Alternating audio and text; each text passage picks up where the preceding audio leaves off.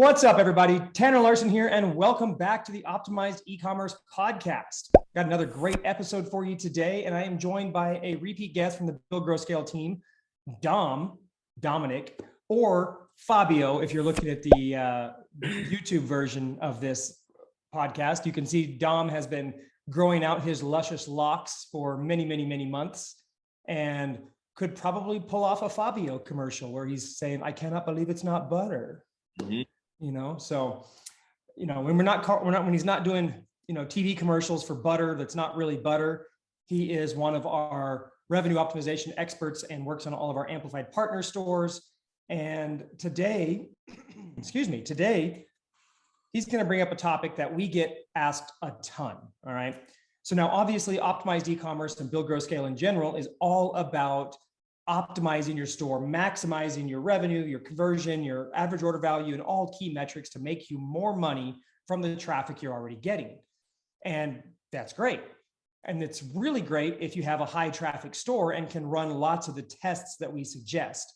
But we always get asked, and I know Dom does too at our live events and everything else, what do I do if I don't have a lot of traffic? How can I still test? How can I still optimize my store? What should I do when I don't have traffic? So we're going to dive into that today with the first thing that Dom's going to cover, which is, Dom, can you still apply the revenue optimization principles that we teach when you don't have a lot of traffic?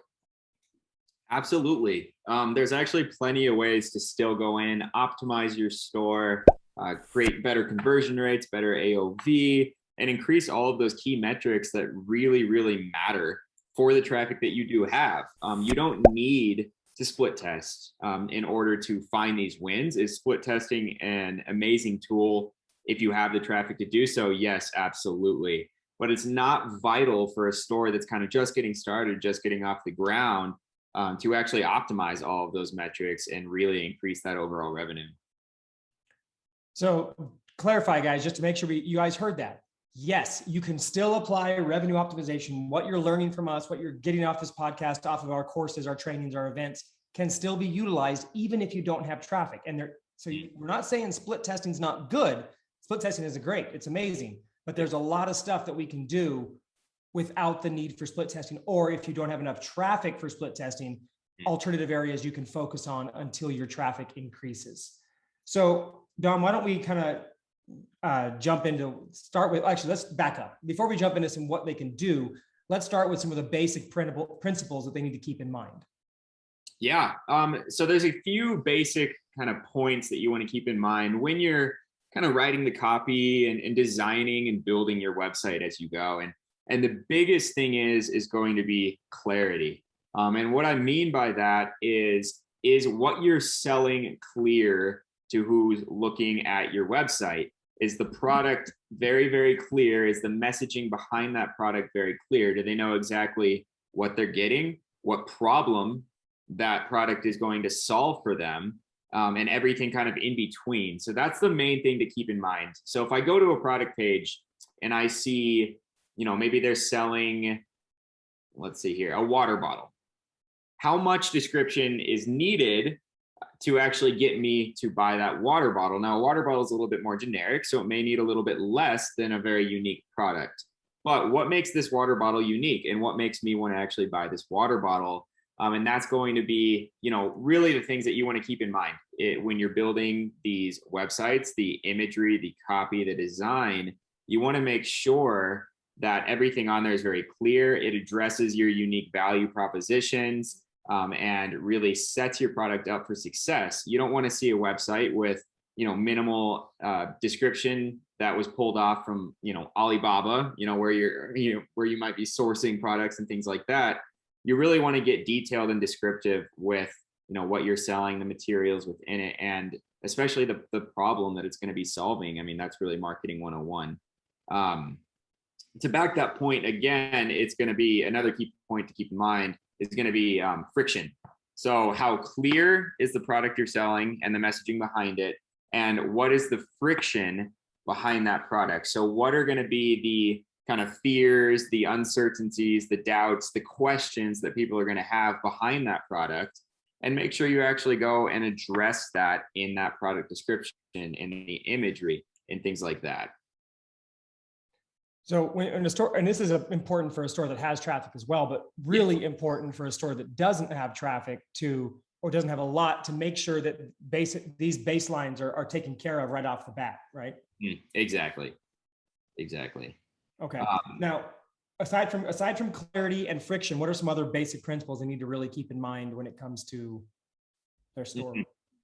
So I'm never one to really preach design to anybody, but design is very important, especially for new stores. If I go to a website and it looks like it was built in 1994, chances are I'm not going to buy from that website anymore. With how far e-commerce has come, even in the last couple of years since the virus came out and more people are shopping online, design has really stepped up its game. So more and more sites, even without optimization and things like that, just themes are coming out very clean now. So it's kind of prototypical for design to be at least mostly clean and professional looking. So that's one thing that you really do want to keep in mind. If your website looks like it was built a long time ago, if it's choppy, if there's big spaces, big blank spaces in your website, things like that, you really want to make sure that that gets fixed. And that can be fixed a lot of the times, A, by just getting a good theme, B, hiring a developer for a day or two and just fixing those issues if you can't figure out how to fix them yourself.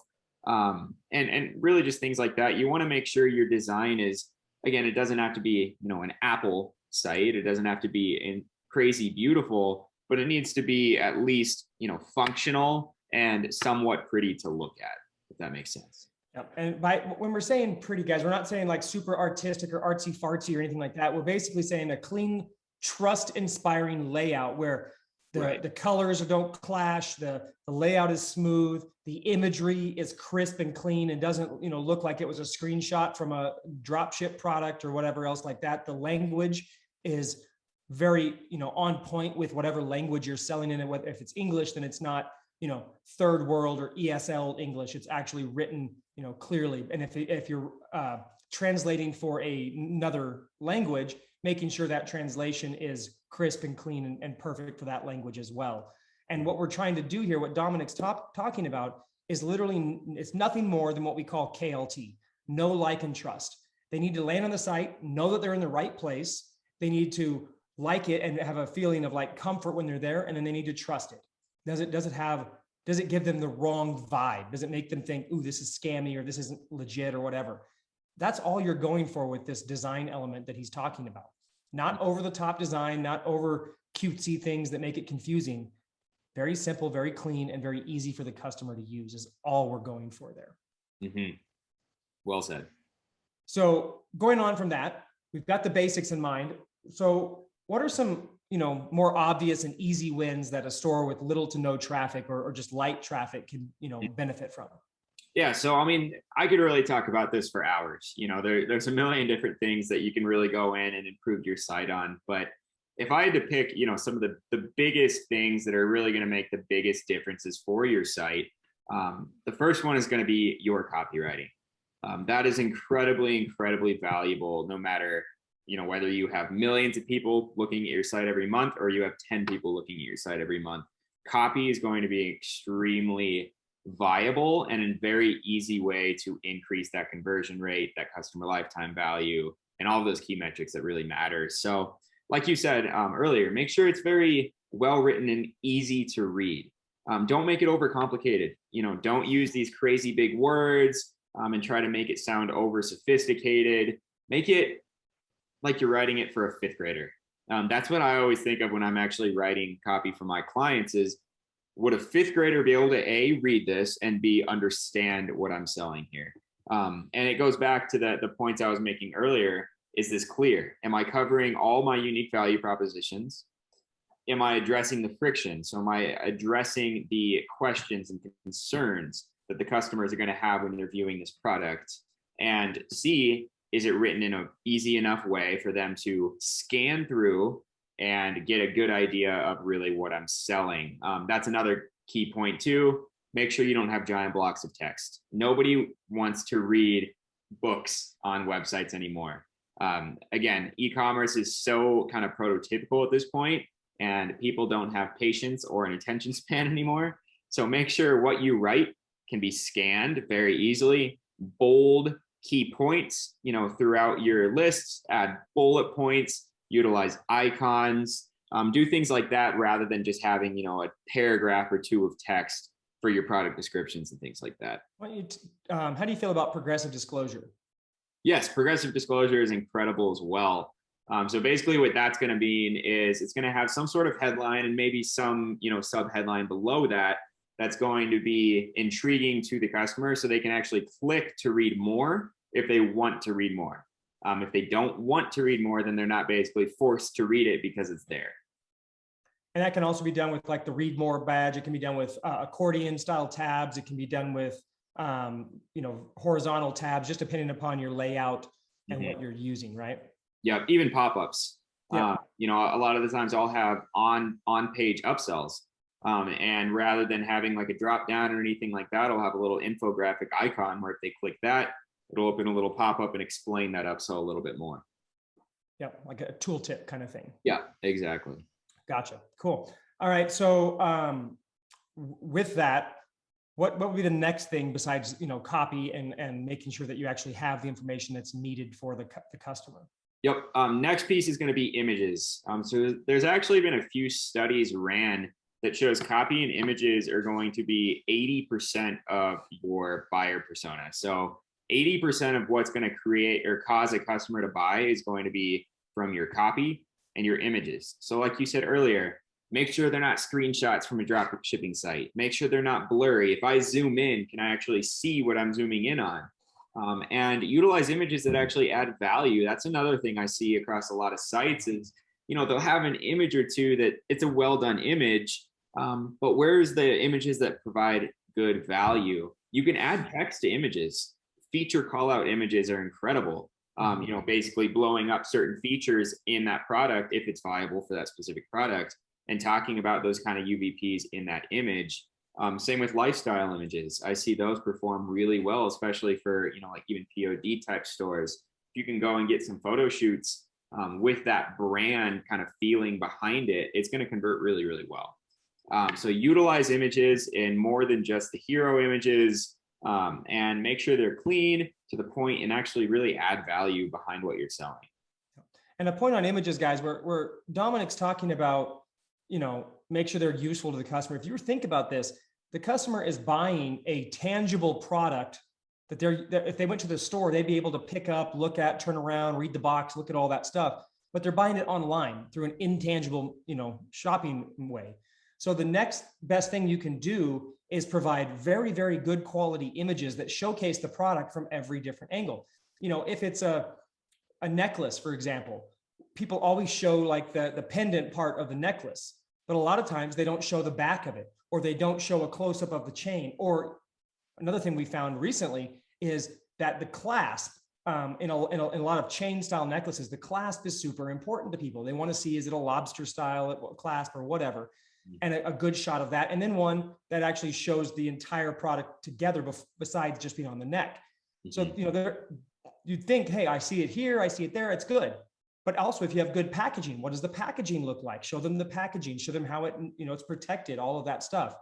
If you're selling something that may be somewhat deceiving size-wise when they get it in the mail, you want to do a size comparison or something on the image to show them. So as an example of that, we have a client who sells a nootropic, a brain supplement. And it looks like it comes in your standard supplement sized tub when it's a picture. But the reality is the tub is about the size of like a little tiny face cream because it's all concentrated, doesn't have to look big. They had a lot of customer complaints because they would think they were getting this big tub, and then in the mail, a small tub would show up. All they had to do to solve that issue was set the tub next to something that people know the size of, like a coffee mug or a shaker bottle or something like that. And then they immediately get that contrast. This is your job when it comes to selling tangible products through an intangible method on your website. And that is exactly what Dom is, breaking down to you guys right now. Mm-hmm. Exactly. Yeah, that's a good point.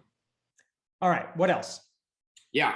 So my third piece I want to talk about is kind of back to that general design and layout piece. Again, make sure the site's functional and at least somewhat pretty to look at. Okay. It doesn't need to be super fancy, doesn't need to have all these, crazy features and scroll animations and all of that. It doesn't need that. But just make sure, there's not super glaringly obvious, design pieces that are really standing out to people. Giant blank spaces, giant pieces of text, colors that clash, lots of really bright colors, text on backgrounds that you can't read, all of that kind of stuff. It's more or less kind of common sense, but a lot of the times you get banner blindness. So if you've been looking at a site for so long, you might not actually see that kind of stuff. So something I really like to do is go and ask your friends, go and ask your family members, just quickly run through the site and give you 3 things that they think based on design that they think could be improved. And chances are they're going to see a lot more than you're able to see because they've never looked at your site before. They're not looking at it day in, day out and becoming blind to that kind of stuff. So that stuff's really important, color schemes and all of that. Make sure your CTA stands out. Make sure the buyer journey makes sense. So make sure they go to a cart before they go to checkout, and the checkout has multiple steps. And just make sure, that kind of general piece is well flowing and very functional. And a point on like the cart, guys, and actually the whole buyer's journey, just because you know how to use it does not mean that your customers are going to know how to use it. I can't tell you how many times we've done either, jam sessions, critiques, or even onboarded new clients and going through the flow of their site. And we click on something and, Dom, myself, Matt, our team, we know stores. We know how to get through them. We know what to do when something doesn't work or whatever, but we'll click like add to cart and nothing happens. And we're like, where'd the cart go? Where'd the pop-up? And then the owner will be like, oh, well, it did. Look, if you see up there, it added to the cart. And then we're like, okay, but how does the customer know that? And then you click the next button and it does something else weird. And then the owner has to speak up and go, oh, well, look, it does this. Mm-hmm. Unless you're going to be over the shoulder talking to every single person visiting your site, telling them how to do it, you knowing how to do something doesn't mean they know how. So it all needs to be very intuitive and simple for them to use, where they don't have to figure it out. Anytime they have to think or figure something out, you basically have caused a disconnect and a reason for them to abandon, get frustrated, or quit. Absolutely. Okay. Didn't mean to steal that one from you, but what else? What else we got? Great point. I guess as far as the final pieces that I would really touch on is kind of a lot of the more or less basic RO principles that you guys are going to be learning, through a lot of either EI or these other podcasts, things like that, where it's just making sure everything makes sense on your website.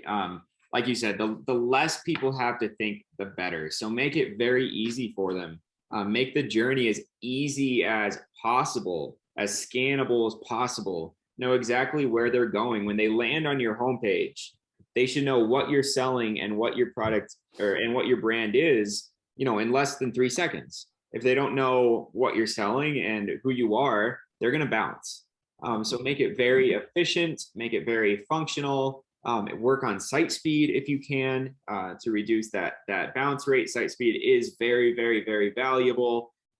And a lot of developers are going to be able to actually work on that in, a fairly efficient manner in a couple of days or less. It's not this, it doesn't have to be this giant investment, to get the 100 score on that Google PageSpeed Insights or that GT metrics, improving it from a 15, which is, pretty average actually for Shopify stores, up to like a 50 is going to be huge and make a big difference for you guys. So that's another, thing that we can really work on is site speed. That was kind of a tangent that I forgot to mention. No, that's good though. But yeah, I hope that all makes sense. Guys, I know we're kind of jumping through a whole bunch of stuff here. And if you're listening to this thinking, man, I need more detail on it. Check out the book, right? E-commerce Evolved. You can get it on Amazon, or the best place to get it though, if you want to get a free copy, is at ecommerceevolvedbook.com. The new version has just been released. It's got entire new chapters that are dedicated, 378 pages dedicated to everything that Dom is talking about right here, complete with examples and supporting training and things like that. So highly recommend you get a copy of the book. It will make everything that Dom's saying even more clear, as well as give you a lot of other examples and input and, best practices that you can use on your store right away, as well as the data and the testing and all of those things. So again, it's ecommerceevolvedbook.com. And again, you can get a link to that in the show notes at buildgrowscale.com/podcast. Yeah. All right, Dom, next up. Okay, so obviously we know that we always preach that the money's in the data. The data is what makes your site successful and it makes it work and all of that stuff. Yep. Now, when you don't have a lot of traffic, your data is, a little bit less than someone who has more traffic. So what other ways can a lower traffic store use to collect quality data that they can then use to improve the store? Yeah. So there's a few key pieces that I really want to touch on here. And I'll start with user testing.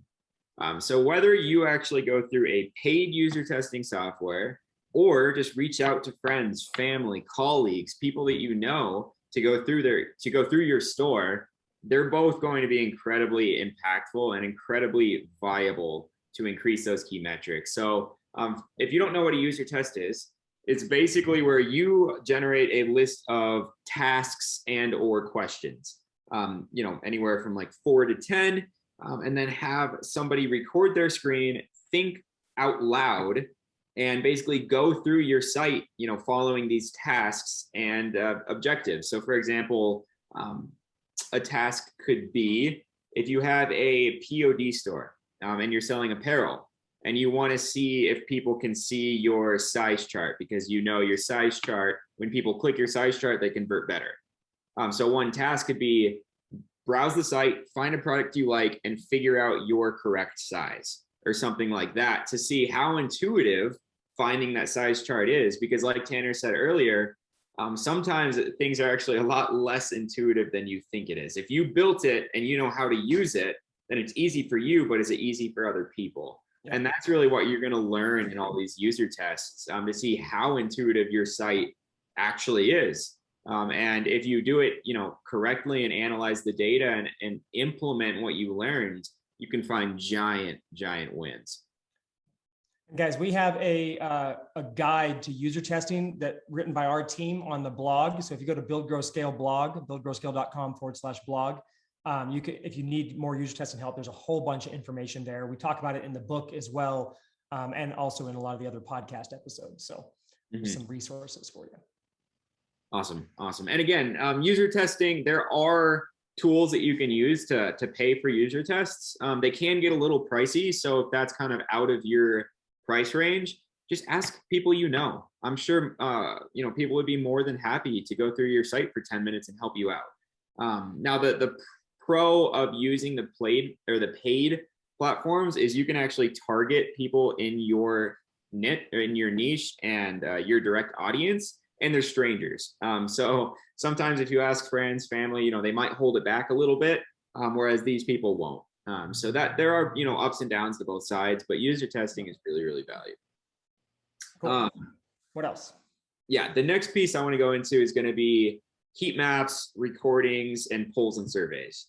So I kind of combine all of those into one thing because a lot of the times the tools and platforms that gives you those is going to offer all of them. So things, Hotjar is free actually, up to like 1,000 views, I believe. Lucky Orange, I think there's Google just created one as well. Yeah, Clarity or Clarity. Microsoft, yeah, Clarity.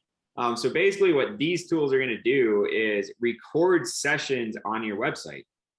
So what you can do with those is watch these sessions, watch how people are interacting with your website. And again, how intuitive is it? What are people clicking on? Are they missing things? Are they clicking on things that aren't supposed to be clicked on? What are they reading? Are they skipping right through your description every single time? That's going to give you an insight. Hey, maybe I should change the description. I should lay it out a little bit differently. Are they looking at the images? It gives you an idea of what people are clicking on, what people are reading and doing on your website, and allows you to optimize based off of that. So that's going to be session recordings. What heat maps are is basically combines all of those session recordings into a standalone image and shows you that exact information. What are people clicking on? What are people spending time on? How far are people scrolling down the page? And all of that kind of stuff. I personally like heat maps a lot more because I'm not a huge fan of sitting and watching session recordings for 4 hours where I can, spend an hour on a heat map and get the same insights. But sometimes it is worth watching those session recordings as well. And then polls and surveys. So a lot of the times those tools will allow you to set up an on-site poll and or survey. And you can ask simple questions, just something like, was there anything that, or are there any questions you currently have that aren't being answered? And you can have that pop up, let's say 30 seconds after somebody's been on your product page, because chances are after 30 seconds, they've gone through your whole product page, they've probably read a lot of it, but they're missing something. So that can pop up, they can ask that question, and then you can compile all of those responses and say, hey, this isn't being addressed on the site, or maybe that question is actually being addressed on the site, but it's not in a place where people can see it, easily, and people aren't reading it. So it kind of shows you, maybe I should move this around, throw this in a different place, etc. Gotcha. And again, every tool that we just mentioned, whether it's Hotjar, Clarity, or Lucky Orange, all of those have all of those functionalities built into them. It just kind of pick your poison as to which one you like. Typically, we tend to use Lucky Orange or Clarity. We're testing Clarity a lot right now. But our old standby go-to has always been Lucky Orange for this kind of stuff. Mm-hmm.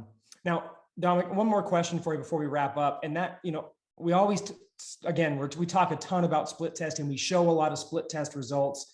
Everybody knows it's important. They know it's tough to do if you don't have enough traffic, but can you still split test if you have low or light traffic? Is there still things you can do with split testing? Yeah, absolutely. There's a few different ways that you can still actually split test with low traffic. One method, and I advise mostly against doing this, but it is something that can be viable, is going to be just basically comparing date ranges. So if you're making big changes to the site, let's say, it's the first of the month, you collect data for the original for 7 days. And you have the exact conversion rate, the amount of traffic, AOV, all of that. And then let's say you change the homepage completely. You track that again for 7 days and watch the conversion rate to see kind of how that fluctuates, see which one did better. Now that's not perfectly accurate because a lot can happen in different date ranges. Even with big successful stores I work with, 1 week will have a crazy high conversion rate, and the next week that conversion rate will just drop, even though nothing's really changed on that site. So, you're taking on a lot of external factors that definitely could be playing a part in that. But it is still something that you can do. The next method, and this is really what I prefer, is actually still running a true split test and just letting it run for a little bit longer. Now, we do always talk about statistical significance and how important it is. But if you are just getting started and you have less traffic, but you still want to split test certain things, you don't always have to get to perfect statistical significance. There's a difference from just getting started and trying to find these winners versus, being 5 years into the journey, making millions of dollars a year, and then reaching statistical significance there. It's obviously going to impact it a little bit differently. So what I would recommend, if possible, is have a minimum of 100 transactions per variation. And from that point, you're going to have a pretty solid idea at which one is going to win. I'd say, 90 to 95% chance that the one winning after 100 transactions to each variation is going to end up being the winner. And that's really the method that I would recommend. Again, if 100 transactions to each one is still way too much, I would just advise against split testing. You just find that data, find those insights, and just implement and keep implementing and keep implementing. And as long as you're analyzing that data, the conversion rate's going to go up while you're doing that. And as that conversion rate goes up, revenue is going to go up. You're going to be able to spend more on traffic, get in more traffic, and then you'll finally be able to actually start true split testing. But don't believe for a second that you cannot optimize your store without split testing or without high traffic. You can totally do a lot. And if you read the book, there's an entire section on the basics, and then there's an entire section on our best practice optimizations that we apply to practically every single store. Simply starting there would give you a massive leg up from where you were. Okay, you can get enough to potentially get you to the point where all of a sudden you can acquire traffic, scale traffic, and then you can start doing the traditional split testing and things like that. Another point real quick before we wrap up is sometimes the biggest wins that we have on a store don't even come from split testing. Yeah. They come from user testing, or they come from survey data or something along those lines. So don't feel that you can't have a big win on your store if you can't split test accurately. Yep, 100%. Some of the biggest wins I've ever found have come from both polls and user testing. Crazy. And you can do that on any size store. Yes. Awesome, Dom. Thank you so much. Guys, if you like this, make sure you leave us a review or a comment and get the show notes, subscribe. All the stuff you need there is at buildgrowscale.com/podcast. You can also see previous episodes and of course, get the show notes, the links, and all the other jazz that you need at buildgrowscale.com/podcast. And with that, Dom, thank you very much for being here. And guys, we will see you next week in the next episode. Awesome. Thanks, Tanner.